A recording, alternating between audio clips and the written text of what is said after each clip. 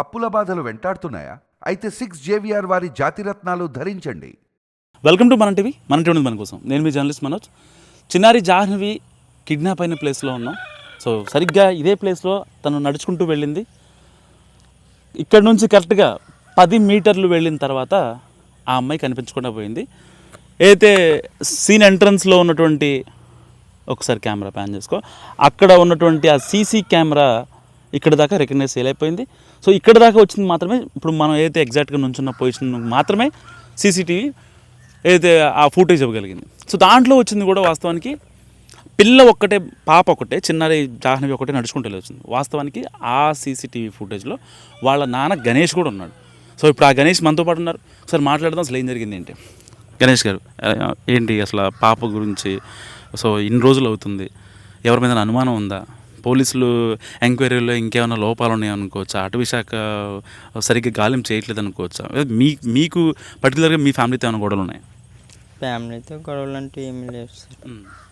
పోలీసులు కూడా చాలా స్పీడ్గా వర్కింగ్ చేస్తున్నారు, ఫారెస్టులు కూడా. కానీ ఎక్కడ ఏం దొరకలేదు, చిన్న క్లూ కూడా దొరకట్లేదు అసలు ఈ రోజు 11 రోజులు.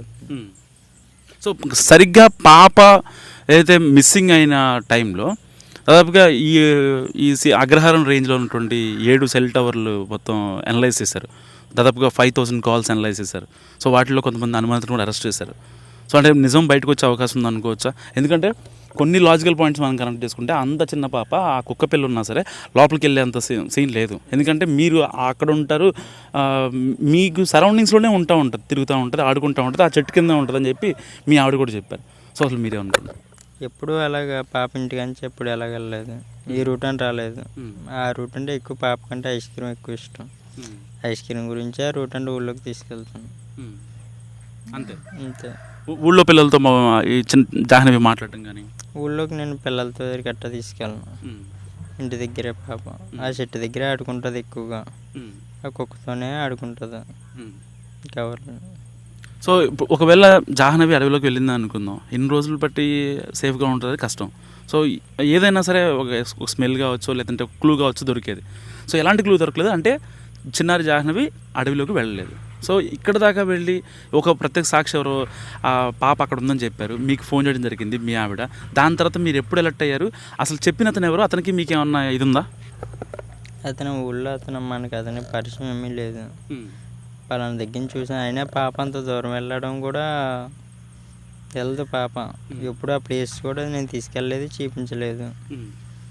అంత మీదకి ఎలా అవుతుంది, గడ్డి కూడా బాగా ఎక్కువ, ఎక్కడ వెళ్ళడం అన్నది సాధ్యం కాదు. కానీ ఎలాగ వెళ్ళిందో ఏమైంది అన్నది. అయినా నేను 11:50కి ఇంటి దగ్గర దింపాను పాపను. 12:25 కల్లా నాకు కాల్ వస్తుంది.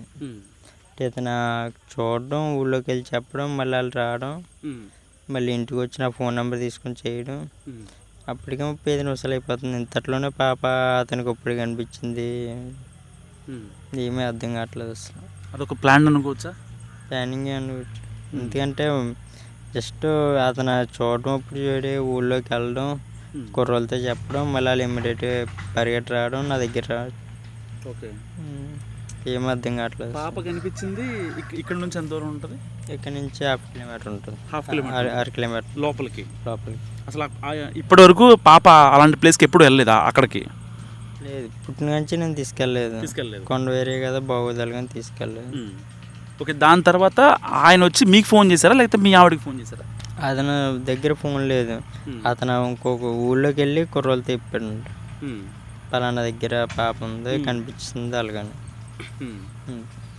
అప్పుడు వాళ్ళు ఇమ్మీడియట్ చూసుకుంటూ వచ్చి మా ఇంటికి వచ్చి నెంబర్ తీసుకొని నాకు కాల్ చేశారు. అప్పుడు అంటే తోటలోనే ఉన్నాను, గేట్ దగ్గర ఉన్నాను కింద, కరెంట్ డిపార్ట్మెంట్ వెళ్తే. అంతట్లోనే మొత్తం ఆల్రెడీ అంతా నతికేసాం. కానీ 100 మంది ఊళ్ళో వాళ్ళు కూడా వచ్చారు, అయినా సరే చిన్న క్లూ కూడా దొరకలేదు. వర్షం కూడా గట్టి పడిపోయింది ఆ రోజే. ఆ వర్షాన్ని నెత్తుకోం ఆయన కనిపించి. ఓకే, ఆ రోజు నైట్ వర్షం పడిందా పాప తప్పిన తర్వాత? పాప తప్పిపోయిన 3 గంటలకి అలా పడిపోయింది వర్షం ఫుల్గా. ఒకవేళ ఆ బోరు బావులు ఏమన్నా ఇదే ఛాన్స్ ఉందంటారా? అటువంటి ఏమీ లేవు, ఏమున్నా సరే కప్పెడేస్తారు, ఇటుకెళ్ళి అలాంటివి ఏమి ఉండవు. ఓకే, మీరు ఎప్పుడైనా అంటే మీరు ఇందాక మీ అమ్మతో మాట్లాడి చెప్పారు 24 years నుంచి ఇక్కడే ఉంటున్నామని. సో అంత పెద్ద మృగాలు కావచ్చు ఇలాంటివి వచ్చి అలజడి చేసి మిమ్మల్ని భయపెట్టే అంత సిచ్యువేషన్ ఎప్పుడైనా గతంలో జరిగింది? అలాంటివి ఏమీ లేవు సార్. అలాంటివి ఏమీ ఇప్పుడు వచ్చి ఏమీ లేవు. నా చిన్నప్పటి నుంచి ఇక్కడ ఉంటున్నాను కదా, ఏమీ లేవు. అంత భయపెట్టి అంత జంతువులు కూడా ఏమీ లేవు సార్. ఓకే, అంటే పోలీసులు ఒకవేళ స్టార్టింగ్ నుంచి కిడ్నాప్ యాంగిల్లో కనుక చూసుంటే ఇంకొంచెం ఈ పార్టికల్లో దొరికేది అనుకోవచ్చా? అన్ని యాంగిల్ కూడా ట్రై చేస్తున్నారు. ఓన్లీ దాని కదా, మొత్తం ప్రతిదీ అన్ని చేస్తున్నారు. కానీ ఎటువంటి క్లూ దొరకదు. మీకు పర్టికులర్గా అంటే మీరు ఎప్పటి నుంచో ఇక్కడే ఉంటున్నారు కాబట్టి మీకు ఎవరి మీద అనుమానం ఉందా? అనుమానం అంటూ మనకు గొడవలు అంటే ఏముండవు సార్. ఎందుకంటే తోటలోనే ఉంటాం కాబట్టి మనకు గొడవలు గట్టి ఏముండవు. పర్టికులర్గా ఎవరితో అయితే మీకు గొడవలు లేవు? లేవు, గొడవలు అంటే ఏం లేవు. ఓకే, అంటే మీకు మనసుకు అనిపిస్తుందా పాప అయితే లోపలికి వెళ్ళలేదు, బయట ఎవరైనా కిడ్నాప్ చేసుకుంటారని? పాప అంత దూరం వెళ్ళలేదు సార్, ఎందుకంటే ఎప్పుడు వెళ్ళలేదు కూడా పాప. దానివల్ల ఏమీ అర్థం కావట్లేదు. వాళ్ళు ఎటువంటిదన్నా మనం చూడలేదు కదా సార్, ఏమైందన్నది అర్థం కావట్లేదు. పాప ఏడ్చుకున్న వేరే ఒకవేళ వచ్చినా ఇక్కడ నుంచి మళ్ళీ వెనక్కి వెళ్ళిపోద్ది తప్ప పెద్దోళ్ళు లేకుండా అంత ముందుకెళ్ళే సాహసం చేయలేదు. లేదు. సోషల్ మీడియాలో అంటే మీరు యాడ్ అవ్వట్లేదనో ఇలాంటి కామెంట్స్ మీ మీద నెగిటివ్గా పెడుతున్నారు. వీళ్ళ నిర్లక్ష్యం వల్లే పాప దూరం అయిందా అన్నట్టు పెడుతున్నారు. వాళ్ళకి ఏం సమాధానం చెప్తారు? ఏమో సార్, దగ్గరికి వచ్చి చూస్తానే కదా ఏదన్నా తెలుస్తుంది. ఫోన్లో వీడియో చూసి ఏదన్నా పెట్టేస్తాం. నేనన్నా ఫోన్లో వీడియో చూసి పెట్టగలను, దగ్గర వచ్చి బాధ అన్నదే తెలుస్తుంది. సో ఇది చిన్నారి తండ్రి గణేష్ చెప్తున్న మాటలు. సో మా మీద అనవసరంగా అభాండాలు వేస్తున్నారని, పాప దొరికే ఛాన్స్ ఉందని మాట్లాడుతున్నారు. సో కెమెరామెన్ నాయుడుతో మనోజ్, మనం టీవీ, తుని.